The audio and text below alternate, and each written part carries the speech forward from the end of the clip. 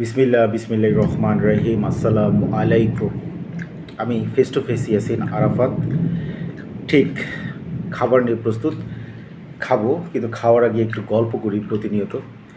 তো গত ভিডিও ক্লিপে বলেছিলাম প্রাথমিক শিক্ষা ব্যবস্থা, আমাদের বাংলাদেশের প্রাথমিক বিদ্যালয়ের ছাত্র সংখ্যা এবং গুণগত মান নিয়ে। আসলে মান বজায় থাকছে কি না এই প্রশ্ন ফেস টু ফেস করেছিল। তো এখনও আমার মনের মধ্যে, আমি যখন প্রাথমিকে ছিলাম, আমি ওইভাবে কোনো কিছু শিখতে পারিনি প্রাথমিক বিদ্যালয়ে।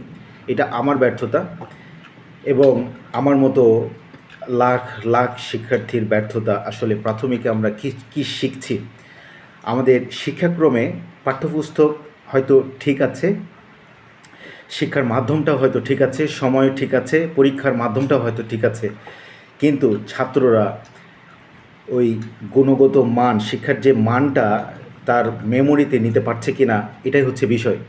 আমরা 100 জনের মধ্যে যদি 5 জনকে মেধাবী তৈরি করতে পারি, এইটা কোনো কথা হইল না। রাষ্ট্রীয়ভাবে যদি আমরা 100 জনের মধ্যে 70 জনকে মেধাবী তৈরি করতে পারি, তখনই হবে আমাদের বাংলাদেশ ঠিক সোনার মতো ঝকঝকে বাংলাদেশ।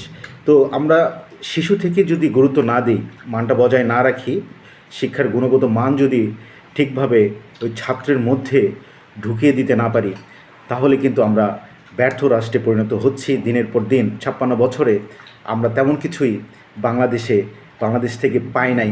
আমরা নিজেরা কোনো কিছু উৎপাদন করতে পারি না, আমরা নির্ভরশীল হয়ে বেঁচে আছি। খাদ্যেও ঠিক স্বয়ংসম্পন্ন হতে পারে নাই, শিক্ষাতেও তো অবশ্যই না, সেবা খাতে, বিভিন্ন ইলেকট্রিক গুডস, সব কিছুতে, ইঞ্জিনিয়ারিংয়ে, চিকিৎসা শাস্ত্রে আসলে আমরা অন্য দেশের উপর নির্ভরশীল হয়ে বেঁচে আছি। আসলে এইভাবে কতদিন আমরা যদি এদিকে না খেয়াল করি বা গুরুত্ব না দিই, যে আমাদের শিশু বাচ্চা থেকে শুরু করে বিশ্ববিদ্যালয় পর্যন্ত মেধাবী একটা সমাজ, মেধাবী একটা জাতি আমরা তৈরি করতে না পারি, তাহলে আগামীতে আমাদের আরও ভয়ঙ্কর দিন দেখতে হতে পারে। এটাই face to face Yasin Arafat মনে করে।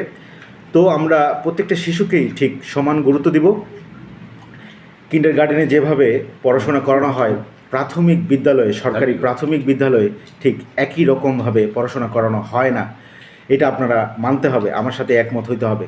তো এটা যখন সমানে সমান হবে, তখন মেধার মানটা আস্তে আস্তে আস্তে আস্তে বাড়তে থাকবে। এটাই বলে আজকে কি মেনু দিয়ে খাচ্ছি। সাদা ভাতের সাথে বেগুন ভর্তা আছে, সাথে একটা লেবু নিয়েছি, এবং গরুর মাংসের ভুনা, গরু মাংস, সাথে হচ্ছে পুঁই শাকের ডাইল আছে।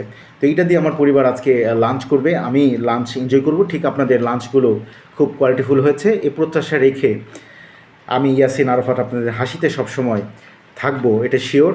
এবং আমি ইয়াসিন আরাফাত আমার হাসিতেও আপনারা থাকবেন বলে শেষ করছি। আল্লাহ হাফেজ।